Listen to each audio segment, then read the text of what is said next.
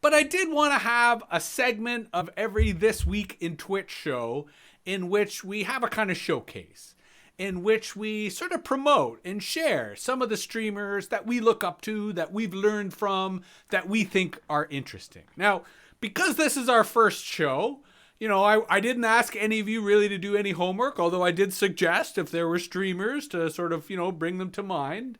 But this is also, Stro, I think, one of the features of the ELB network, that you do get to see a whole bunch of other streamers and you learn a lot from them. You know, the good, the bad, and the ugly, and the pretty, and the intriguing, and the surreal in terms of the whole range of stuff that is out there.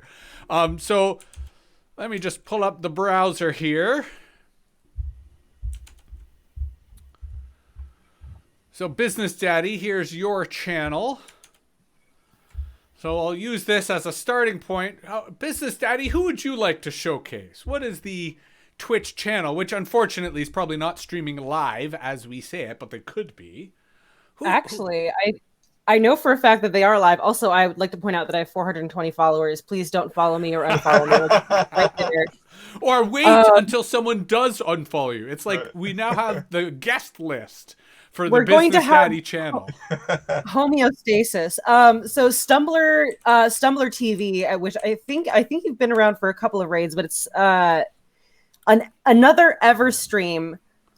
He's committed to 365 days to a custom built shed, pretty minimal space with all of his basic needs accounted for and also decorated kind of creatively. Like that little curtain over there is his shower, and you know, he has some artwork that he's made with a laser cutter and aluminum sheets and stuff like that. But he so I have a background in fine arts. I went to art school. I was, you know, art nerd and made prints, whatever. So this channel really hits me on that level. But just the way I thought of it immediately was like, oh, this is an endurance performance. Like this is like no different than Sn8keeye or like who's done, I think like 7 or 8 different 365-day like tedious performances. And I've actually been trying to convince him to apply for arts grants because this is already so fleshed out. So, he already has so much. Let me just put a quick marker. We have to do a future segment on this show as to 100%. Arts Grants 101 and how Twitch streamers should think of that.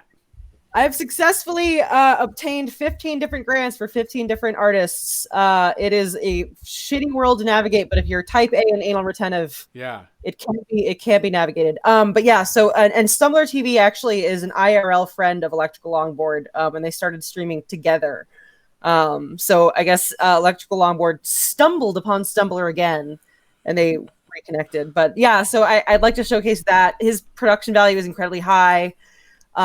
He's got some really interesting stream assets.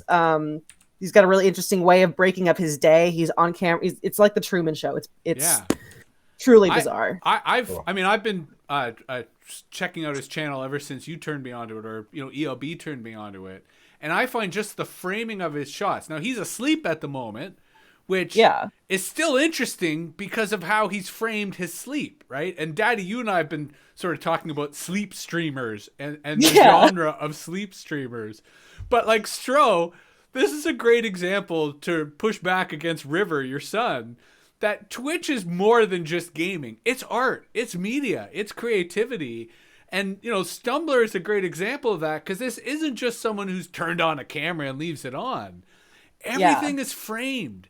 And all the shots and the different angles, it's all sort of creates, this kind of Truman Show effect, right? Or fishbowl effect. It's cinematic. Everything's very intentional. It's not, I mean, it's like the opposite of my stream, which basically has been MacGyvered together without any, you know, knowledge of how to use the technology.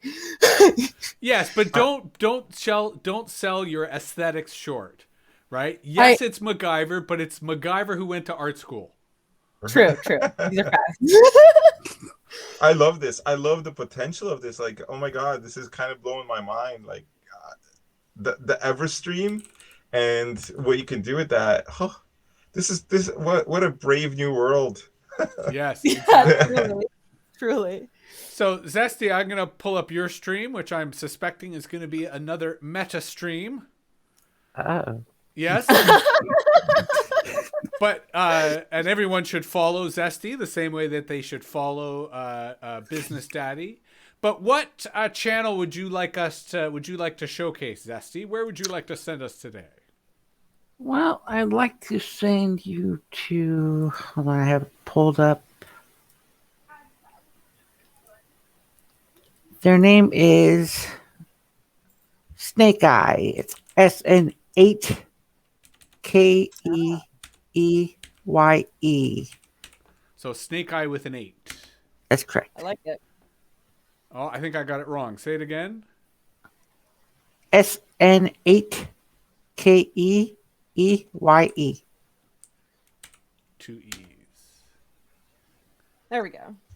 There we go. Snake-Eye. Now, Snake-Eye is a disabled Army veteran Right on. who only has one good eye. Something happened in overseas. But he is quickly become one of my favorite streamers. Right on. Just his attitude and the way he looks at streaming, the way he engages, he's super friendly, and all he wants to do is just stream. People give him crap because he's disabled, whatnot. But hey, it makes him drive even further and harder to get what he wants. Nice. Right on. That's a great example. And what I love about it too, right, is one of the potentials of social media is that it allows people who might otherwise experience social exclusion, right? In particular because of limited mobility, right? But this then allows for the same level of social engagement, social interaction, and developing of an identity and persona that's playful, right? And it's imaginative. This is a fantastic example. Thanks, Zesty. This is totally blowing my mind because I'm thinking about Ready Player One, and I'm thinking about what you said about River, about like you're breaking Twitch by talking on Twitch.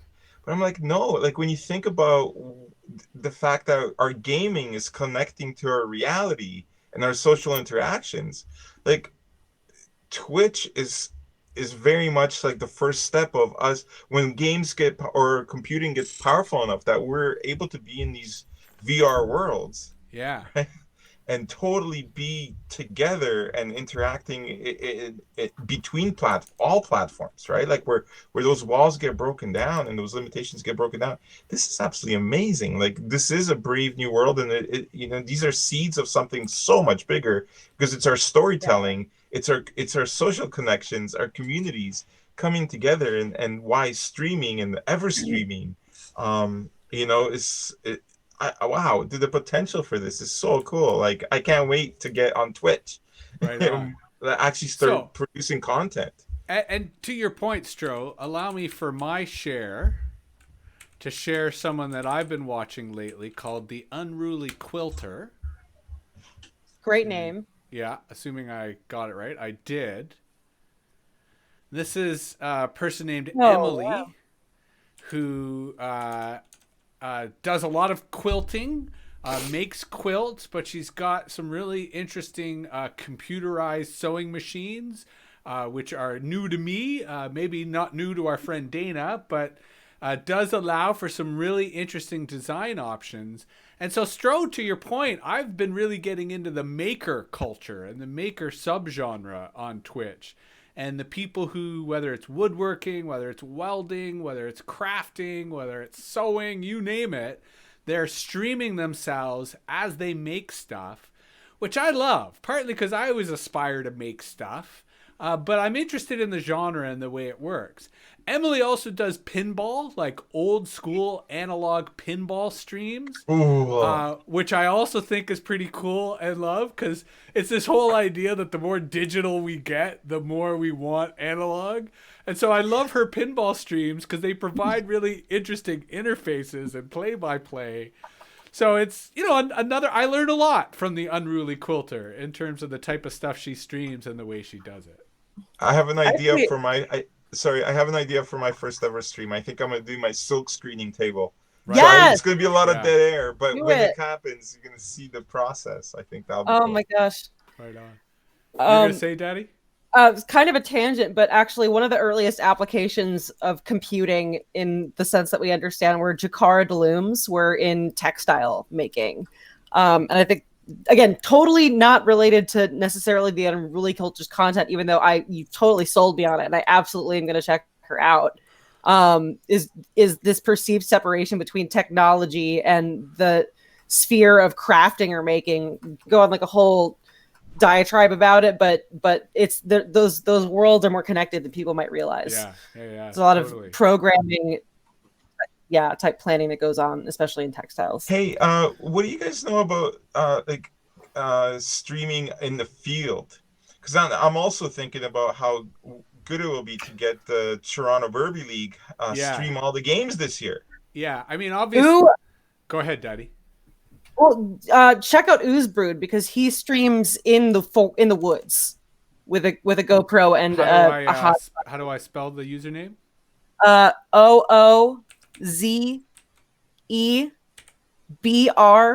Oozebrood. Oozebrood. He's he streams in real life in remote areas with a metal detector. He actually does research ahead of time to see whether or not he'll get a good signal in a place, especially in hilly areas.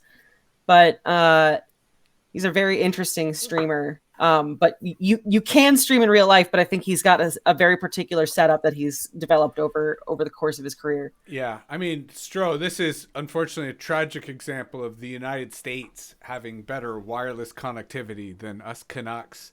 And so it's a little more feasible for them to do outdoor streams. But I've also, like, while I play video games, my hypothesis about Twitch, one of my motivations for doing this show this week in Twitch, is I think the platform's being diversified.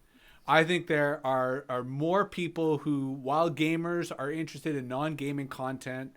I think there are even non-gamers who recognize the potential of the platform.